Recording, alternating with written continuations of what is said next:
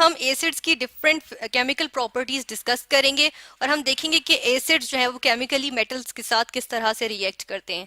तो इसके लिए हम एक जनरल सी स्टेटमेंट लिख लेते हैं कि हमारे पास जो है अगर कोई एसिड हो और हम जो है वो मेटल लें तो एसिड जो है वो उसके साथ रिएक्ट करके क्या बना लेगा, एक हमारे पास आ जाएगा सॉल्ट। ठीक है, यहाँ पे हमारे पास बनेगा सॉल्ट।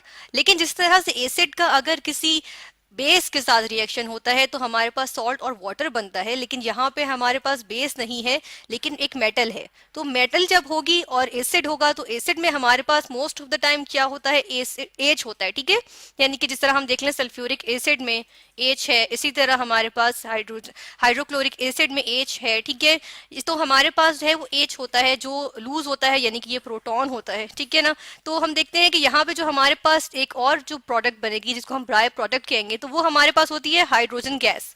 हमारे पास यहाँ हाइड्रोजन गैस बनी है, ठीक है, गैसियस फॉर्म में है और ये रिलीज हो जाएगी। ठीक है, तो हम देख रहे हैं कि एसिड का जब भी मेटल के साथ जो है वो रिएक्शन होगा, केमिकल रिएक्शन, हमारे पास एक सॉल्ट बनता है और हाइड्रोजन गैस बनती है। ठीक है, यानी हाइड्रोजन गैस रिलीज होती है। और हम ये भी देख लेते हैं कि ये डिपेंड करेगा कि हम कौन सा एसिड यूज कर रहे हैं। ठीक है, जिस तरह से अगर हम यहाँ पे देखें कि हम यहाँ पे जो है वो हम यूज कर रहे हैं क्लोरीन का एसिड। ठीक है, यानी कि हाइड्रोक्लोरिक एसिड, यहाँ पे हम सल्फेट का एसिड यूज कर रहे हैं। ठीक है, यानी कि सल्फ्यूरिक एसिड है। ठीक है, तो हम इस बेसिस पे हम देखते हैं कि जब हम रिएक्शन लिखते हैं या हम जब रिएक्शन होते हैं यहाँ पे तो हमारे पास क्या प्रोडक्ट्स आती हैं, कौन कौन से सॉल्ट्स बनते हैं। हम ले लेते हैं एक एसिड ले लेते हैं, हम पहले बात कर लेते हैं सल्फ्यूरिक एसिड की।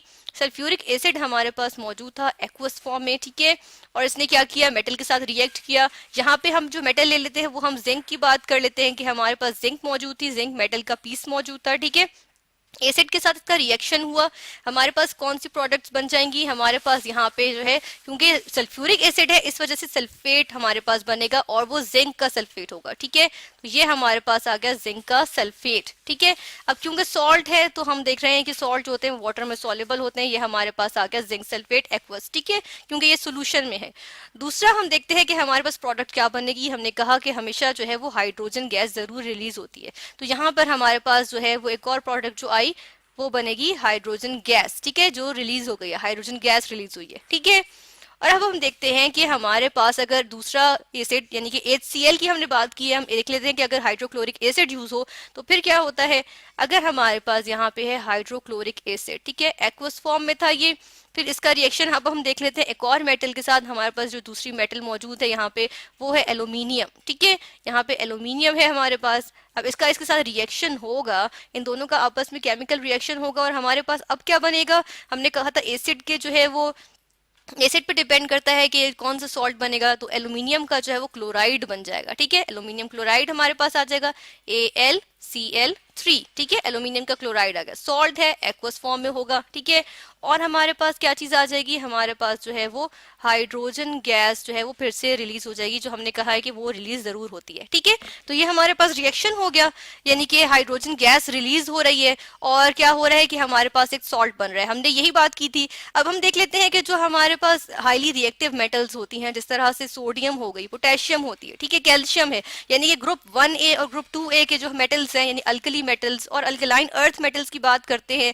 तो हम देखते हैं कि वो जो है वो बहुत रिएक्टिव होती हैं और हमारे पास क्या होता है, एक्सप्लोजन हो जाता है अगर वो एसिड से रिएक्ट करती हैं तो। ठीक है, जबकि जिंक और एल्यूमिनियम ऐसी हमारे पास मेटल्स हैं जो मॉडरेटली रिएक्ट करती हैं और हम देख रहे हैं कि इन्होंने जो है वो अपने सॉल्ट्स बना लिए। ठीक है, यानी कि वो बहुत ज्यादा विगरसली रिएक्ट नहीं करती हैं बल्कि जो है वो मॉडरेटली रिएक्ट करती हैं, यानी कि ना बहुत फास्ट होता है इनका रिएक्शन और बहुत स्लो भी नहीं होता। ठीक है, अब हम देख लेते हैं हमें किस तरह पता चलता है कि हाइड्रोजन गैस ही रिलीज होती है। तो हाइड्रोजन गैस की देखने के लिए हम देखते हैं, ये एक एक्सपेरिमेंट हमने किया। ठीक है, इसमें हमने क्या किया, हमने जो है एक स्टैंड लिया, उसमें जो है एक टेस्ट ट्यूब को हमने जो है वो फिक्स कर दिया। ठीक है, यहाँ पे टेस्ट ट्यूब फिक्स हुई हुई है। अब क्या हुआ, इसके अंदर जो है हमने ले लिया सल्फ्यूरिक एसिड। ठीक है, सल्फ्यूरिक एसिड डाइल्यूट फॉर्म में लिया, यानी कि हमारे पास ज्यादा सॉल्वेंट था, यानी कि वाटर ज्यादा था और उसमें सल्फ्यूरिक एसिड की अमाउंट भी थी। ठीक है, थोड़ी सी, तो ये डाइल्यूट सल्फ्यूरिक एसिड था और इसके अंदर हमने जो है वो जिंक के जो है वो पार्टिकल्स डाले। अब जिंक के पार्टिकल्स डाले, हमने देखा कि क्या हुआ, हमारे पास जिंक सल्फेट बन जाएगा यहाँ पे और जो है वो हाइड्रोजन गैस जो है वो बबल आउट होके निकल जाएगी। वो हाइड्रोजन गैस जो है वो हमारे पास गैशियस फॉर्म में होगी, तो वो यहाँ से आएगी, यहाँ से ये डिलीवरी ट्यूब के थ्रू यहाँ से आते होते हुए, और ये हमारे पास बड़ा सा जो है एक डिश है, ठीक है। इसके अंदर हमने सोप सोल्यूशन लिया हुआ था। इस सोप सोल्यूशन के अंदर से ये बबल आउट होकर जो है वो बाहर निकलेगी। अब जब ये बाहर निकलेगी तो सोप सोल्यूशन के जो बबल्स होंगे उसके अंदर जो है वो हाइड्रोजन गैस फिल्ड होगी, इस वजह से वो ऊपर उठ जाएगी, ठीक है, यानी कि अब वो एयर में जाएंगे। ये बबल्स, इन बबल्स को जब हम जो है वो बर्न करेंगे, किसी कैंडल से करें या किसी बंसन बर्नर से करें या किसी फ्लेम इसके पास आएगी या हीट आएगी, तो क्या होगा कि हम कहते हैं हाइड्रोजन तो एक्सप्लोड कर जाती है एयर में, तो हमारे पास जो है वो ये बबल्स जो है वो फटेंगे और जो है क्या होगा, एक्सप्लोजन सा होगा, इन छोटा सा एक्सप्लोजन होगा क्योंकि छोटे छोटे से इसके बबल्स होंगे, ठीक है। तो हमें इससे पता चलेगा कि हाइड्रोजन गैस क्योंकि बर्न करती है एक्सप्लोजन से, तो हमें यहाँ पे जो है वो पॉप की साउंड आएगी, या जो है हम देखते हैं कि छोटा सा जो है ना वो साउंड सी प्रोड्यूस होगी जब ये बबल जो है वो फटेगा, ठीक है। तो इससे हमें जो कंफर्म होगा कि ये हाइड्रोजन गैस ही रिलीज होती है, ठीक है। फिर हम ये देख लेते हैं कि हमने क्या बात की है कि एसिड्स जब मेटल्स के साथ रिएक्ट करते हैं तो वो सॉल्ट बनाते हैं और हमेशा हाइड्रोजन गैस रिलीज होती है। और हम इन दोनों इक्वेशंस को भी बैलेंस कर लेते हैं साथ के साथ। हम देखते हैं कि हमारे पास फर्स्ट इक्वेशन में जिंक जो है दोनों जानिब जो है वो इक्वल है, फिर सल्फेट भी इक्वल है, फिर हाइड्रोजन भी इक्वल है, तो ये हमारे पास इक्वेशन जो है वो बैलेंस्ड है।